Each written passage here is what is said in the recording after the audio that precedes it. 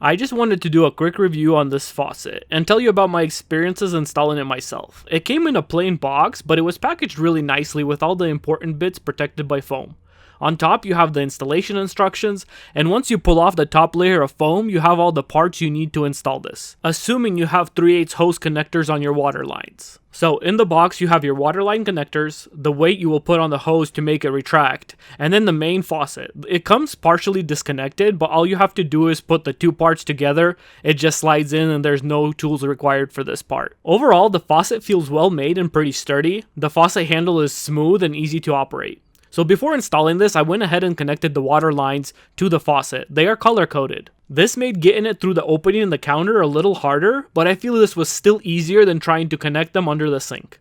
Although hand tightening these would have probably been fine, I did carefully do a tiny bit of a final twist with a pair of pliers. Next, you want to make sure you turn the water valve off. You will also need some type of bucket to catch the water as you disconnect the hose on your old faucet and to flush the new faucet later.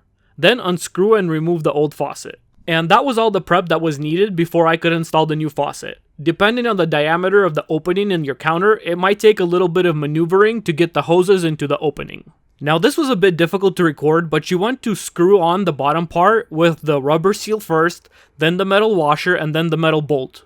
You want to get this as tight as you can, but stop in a position where it'll be easy to reach with a screwdriver to tighten the two screws on the sides. Once this is done, go ahead and tighten the two screws on either side. Then just attach your connectors or adapters for the hot and cold water. Once the water lines are connected, make sure your faucet is in the off position and turn on your main water valve. The manual recommends you flush the faucet to get rid of any manufacturing debris. The water will be coming out of the small hose with the clip type connector, so you want to make sure you have the bucket placed under the right opening. After flushing it, I went ahead and attached the hose into the clip type connector. The last part I had to do was attach the weight, and this was pretty simple. I just attached it loosely to the hose, then made sure it was still in the air when the faucet was fully retracted, and then I finished tightening it.